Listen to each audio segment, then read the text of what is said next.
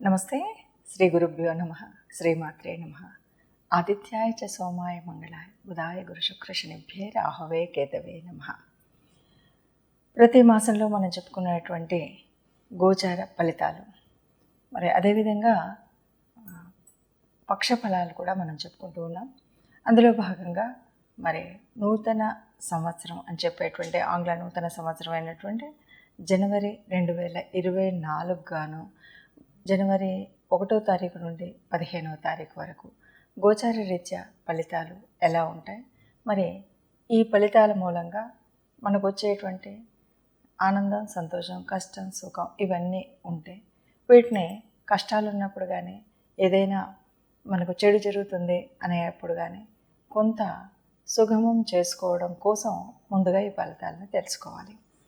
మరి ఆ విధంగా తెలుసుకునేటప్పుడు అందరికీ అలాగ ఉంటుందా అంటే కొంతవరకు మనకి ఇది దాదాపు ఓన్లీ 30% అని చెప్పచ్చు. ఎందుకంటే జన్మజాతకంలో ఉన్నటువంటి గ్రహ పరిస్థితుల వల్ల ఉండేటువంటి కారణాలు వేరు, ఇప్పుడు వేరు. అయినా సరే గ్రహాల యొక్క స్థితిని బట్టి, యుతిని బట్టి, వాటి యొక్క దృష్టిని బట్టి ఉండేటువంటి స్థితి ఎలా ఉంటుందో చూద్దాం.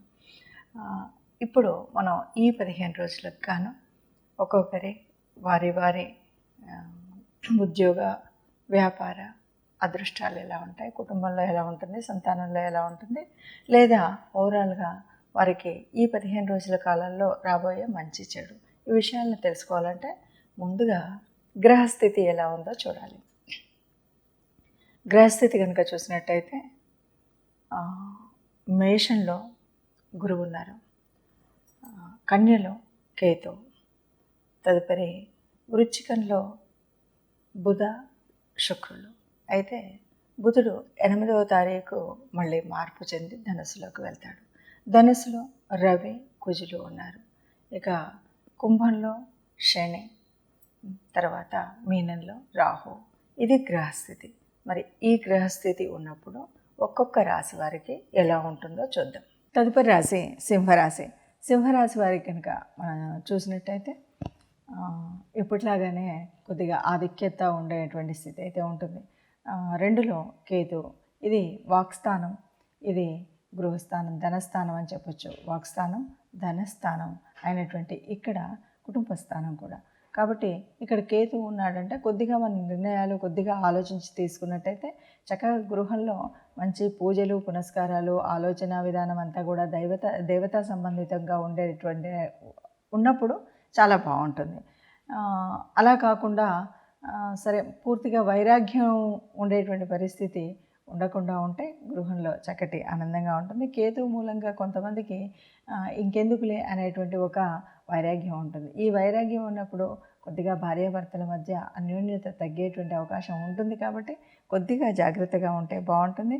చతుర్థంలో బుధుడు, గురుడు ఉన్నాడు. చతుర్థం ఇది గృహస్థానం, కుటుంబ స్థానం, తల్లికి సంబంధించినటువంటి స్థానం. బుధుడు తెలివిని పెంచేటువంటి వాడు, గురువు అన్ని రకాలైనటువంటి ఐశ్వర్యాన్ని ఇచ్చేటువంటి వాడు. కాబట్టి ఇక్కడ తల్లి నుండి మనకు ఒక మంచి ఆలోచన, ఒక మంచి అంటే ఏదైనా మన క్లిష్ట సమస్యల్లో ఉన్నప్పుడు తల్లి నుండి మంచి సలహాలు లభించేటువంటి అవకాశం ఉంటుంది. తల్లి ఆరోగ్యంగా ఉంటుంది. తల్లి నుండి చక్కటి సహకారం లభించేటువంటి స్థితి ఉంటుంది. ఇంట్లో అందరితో సవ్యంగా ఉండేటువంటిది. ఇంకొక విషయం ఏంటంటే ఇంటి యొక్క అభివృద్ధి కోసం, అంటే ఇది నా కుటుంబం, నా కుటుంబానికి నేను ఏదో చేయాలి అని అనుకున్నప్పుడు ఈ అభివృద్ధిలో చక్కటి ఆలోచన అయితే కలిగేటువంటి అవకాశం ఉంటుంది. ఇక పంచమంలో రవి, కుజులు ఉన్నారు. పంచమము అంటే ఇది చిన్ననాటి ప్రాథమిక విద్యకు సంబంధించినటువంటిది, అలాగే సంతానానికి సంబంధించినటువంటి విషయం. సంతాన విషయంలో కుజుడు ఉన్నప్పుడు కొద్దిగా ఇబ్బంది కలుగుతుంది. అంటే ఇప్పుడు గర్భిణీ స్త్రీలు ఎవరైనా ఉన్నట్టయితే కొద్దిగా జాగ్రత్తగా ఉండాలి అని చెప్పాలి. గర్భిణీ స్త్రీలు ముఖ్యంగా. లేదు అంటే కొద్దిగా గర్భస్రావాలు అవేటువంటి స్థితి ఉంటుంది. కాబట్టి ముఖ్యంగా ఎర్లీ స్టేజ్ ఆఫ్ ఇది ప్రెగ్నెన్సీ ఉన్నటువంటి వాళ్ళు జాగ్రత్తగా ఉండాలి. తర్వాత సప్తమంలో శని ఉన్నాడు. సప్తమంలో శని ఉన్నప్పుడు ఎలా ఉంటుంది అంటే కొద్దిగా అనారోగ్యాలతో పాటు ఆలుమొగల మధ్య కొంచెం చికాకులు ఉండేటువంటి స్థితి ఉంటుంది. ఏదైనా సరే ఒకరు చెప్పింది ఒకరికి అంత తొందరగా నచ్చకపోవచ్చు. అలాంటి పరిస్థితి అయితే కనిపిస్తుంది. కేవలం వాళ్ళ మధ్యలే కాదు, ప్రేమికుల మధ్య అలాగే ఉండవచ్చు, వ్యాపార భాగస్వామ్యుల మధ్య కూడా అలాంటి పరిస్థితే ఉంటుంది. ఇక 8లో రాహువు ఉన్నాడు. 8లో రాహువు ఉన్నప్పుడు అంటే ఇది రోగస్థానం. రోగస్థానం ఉన్నప్పుడు ఏదైనా కొన్ని జబ్బులు ఉంటే చాలా స్పీడ్గా వ్యాపించేటివి ఉంటాయి. ఆఖరికి చెప్పాలంటే జలుబు లాంటివి కూడా స్పీడ్గానే వ్యాపిస్తాయి. లేదు ఇంటర్నల్గా మనం చెప్పేటువంటి కొన్ని వ్యాధులు ఉంటాయి, అవి చాలా తొందరగా పాకేటువంటి స్థితి ఉంటుంది. కాబట్టి ఆరోగ్యాన్ని నిర్లక్ష్యం మాత్రం చేయకూడదు. ఈ 15 రోజులు ఆరోగ్య స్థితిని జాగ్రత్తగా కాపాడుకోవాలి. ఇక 9లో గురువు ఉన్నాడు కాబట్టి తప్పనిసరిగా వీరికి తండ్రి నుండి మంచి సలహాలు వస్తాయి, తండ్రి నుండి సహకారం అందుతుంది, గురువుల నుండి మార్గదర్శనం ఉంటుంది. చక్కగా పూర్వపుణ్య ఫలం వల్ల చక్కగా పూజలు పునస్కారాలు చేసేటువంటి అవకాశం ఉంటుంది. తీర్థయాత్రలకు వెళ్ళేటువంటి స్థితి ఉంటుంది. 9లో ఉన్నటువంటి గురువు మూలంగా అన్నీ కూడా సరిగ్గా మనం అనుకున్నది అనుకున్నట్టుగా జరిగే విధంగా ఉంటుంది అన్నమాట. అందుకని ఈ రాశి వారికి, సింహరాశి వారికి వాళ్ళకి చెప్పాలంటే ఓవరాల్గా చాలా బాగుంది అని చెప్పొచ్చు. కేవలం ఎక్కడ అంటే కొద్దిగా మనం మాట్లాడేటప్పుడు వాక్స్థానంలో ఉన్నటువంటి కేతు మూలంగా మనం మాట్లాడేటప్పుడు తగు జాగ్రత్తతో మాట్లాడంటే ఎవరైతే ఏంటిలే అని కొంచెం నోరు దురుస్తనం ఉంటుంది కదా, దీన్ని తగ్గించుకున్నట్టయితే చాలా బాగుంటుంది అని చెప్పొచ్చు. విన్నారుగా?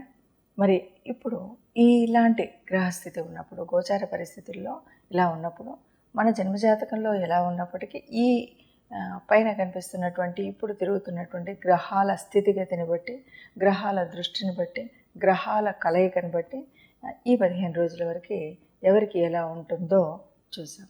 అంటే దీన్ని పూర్తిగా ఇలాగే మాకు జరుగుతుంది అనేటువంటి భావన కాకుండా మనకు జన్మజాతకంలో ఉన్నటువంటి గ్రహాల యొక్క స్థితి ఎలా ఉంటే దానికి అనుగుణంగా దీన్ని కొంత మనం తీసుకుంటూ ఉంటాం. మనకు నిజంగా మన జాతకంలో ఉన్నటువంటి కలిసి వచ్చే యోగించే గ్రహాలు ఏవి ఉన్నాయి ఏంటి అన్నది కూడా కొంత పనిచేస్తుంది. కాబట్టి పూర్తిగా అయితే కాదు, కానీ కొంతవరకు ఈ గ్రహస్థితి ఇలా ఉన్నప్పుడు మనకి ఇలాంటి ఫలితాలు వస్తాయి అన్నది మాత్రం తెలుస్తుంది. ఏది ఏమన్నా గ్రహాలు ఇలా ఉన్నాయి కాబట్టి మనకు అంటే రాశిలో కానీ, ద్వితీయంలో కానీ, ఇంకెక్కడైనా సరే మనకు ఉన్నటువంటి భావాల్లో ఎక్కడెక్కడ ఉన్నప్పుడు ఏమేమి పరిహారాలు తీసుకుంటే బాగుంటుంది అని మనం తెలుసుకున్నప్పుడు కొద్దిగా ఆ పరిహారాల మూలంగా ఏదైనా మనకి కష్టం కొద్దిగా అంటే ప్రయాణ ఇబ్బందులు కానీ కొంచెంగా ఎక్కడైనా ఏదైనా అనిపించినా ఈ పరిహారాలతో మనకి ఆ చెడు ప్రభావం అనేది ఉండకుండా ఉంటుంది. అందువల్ల మనం అందరూ కూడా సుఖంగా ఉండాలని భావించేటువంటి భావనే అయినప్పటికీ గ్రహశాంతి అనేటువంటిది, ఎందుకంటే మనం గ్రహాల యొక్క అనుగ్రహం మన మీద ఉండాలి, దేవతల యొక్క అనుగ్రహం ఉండాలి. కాబట్టి తప్పనిసరిగా ఎవరైనా ఏదైనా తమ యొక్క ఇష్టదైవాన్ని ఇంటిలో వెలుపును నిత్యం ప్రార్థించినట్టయితే ఈ ఇబ్బందులు ఏవి ఉండవు. అందరం సుఖంగా ఉండాలి, అందరూ ఉండాలి, అందులో మనం ఉండాలని భావిస్తూ సర్వే జనా సుఖినో భవంతు.